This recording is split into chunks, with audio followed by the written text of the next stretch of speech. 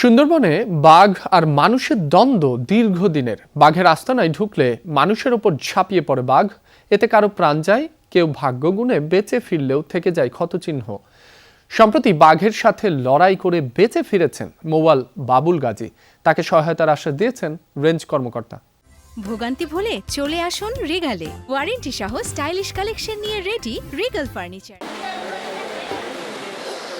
গেল 10 মে পশ্চিম সুন্দরবন সাতক্ষীরা রেঞ্জ এলাকায় মধু সংগ্রহে গিয়ে বাঘের মুখে পড়েন গাবুরার বাবলু গাজী। ঝাঁপিয়ে পড়ে কাঁধের ডান পাশে কামড়ে ধরে বাঘ। 10 মিনিট লড়াইয়ের পর বাবলুকে ছেড়ে দেয় বাঘটি। সঙ্গীরা উদ্ধার করে একদিন পর পৌঁছান উপকূলে। গুরুতর আহত বাবলুকে ভর্তি করা হয় সাতক্ষীরা মেডিকেলে। বাঘের সঙ্গে লড়াই টড়াই যা করেছে ওই করেছে 10 মিনিটের খোলে এই কুড়ে আর 5-4 দিন ছিল তারা খোলে কাজ গেছি হাইটে। এবারে সবাই একসাথে হয়ে বড়ি বাড়ি করে আস্তে আস্তে ওখান থেকে নৌ হয়ে আছে। বন থেকে জীবন নিয়ে বেঁচে ফেরা অনিশ্চিত, তবুও যেতে হয় জীবিকার সন্ধানে। হঠাৎ যদি বাঘের আক্রমণ বা কোনো প্রাণীর শিকার হয়, বাঁচার কোনো রেহাই নাই। আক্রমণের শিকার হয়েছে, তারপরও আবার যাওয়া লাগবে, জীবিকার তাগিদে ওখানে আমাদের যাওয়া লাগবেই। বাঘের কামড়ে কাঁধের ডান পাশে দুটি হাড় ভেঙে গেছে, ক্ষত গভীর। বাবলু গাজীর চিকিৎসা চলছে, সুস্থ করা সম্ভব বলছেন চিকিৎসক। রোগীর অন্যান্য ভাইটালস প্যারামিটার ভালো আছে। এ ধরনের একটা রোগী অ্যাটাকের পরে একটা প্যানিক অ্যাটাক তার মধ্যে থাকে, ভয়ের একটা থাকে, সেটা তার মধ্যে এখন বর্তমান নেই। সে এমনি যথেষ্ট মনোবল সংরক্ষিত আছে।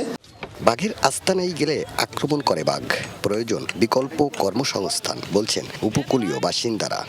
একটা আস্তানা আছে, তাহলে সেই আস্তানা রক্ষা করতে গেলে তা তো আমার পরে আক্রমণ করতে বাধ্য। বাঘ এবং উপকূলের মানুষের যে দ্বন্দ্ব, এই দ্বন্দ্বের অবসান ঘটতে চাইলে একমাত্র বিকল্প কর্মসংস্থানই দরকার।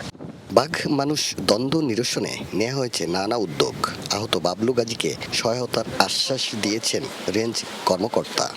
সাতক্ষীরা রেঞ্জে বাঘ সংরক্ষণ প্রকল্পের আন্ডারে আমাদের নাইলন ফেন্সিং করা হয়েছে 26.5 কিলোমিটার। আমরা আশা করছি যে এই প্রকল্পের ফলে, আমাদের এই উদ্যোগের ফলে বাঘ মানুষের দ্বন্দ্ব অনেকটাই কমে আসবে। এছাড়া কেউ যদি বৈধ পাস নিয়ে সুন্দরবনের মধ্যে গিয়ে যে কোনো প্রকার প্রাণী যেরকম বাঘ বা কুমিরদের আক্রান্ত হয়, সেক্ষেত্রে আমাদের একটি ক্ষতিপূরণ বিধিমালা রয়েছে। বন বিভাগ বলছে সুন্দরবন খুলনা অঞ্চলে 2001 থেকে 2025 বাঘের আক্রমণে নিহত হয়েছে 224 বনজীবী, আহতের সংখ্যা 52 জন। আকরামুল ইসলাম, যমুনা নিউজ, সাতক্ষীরা।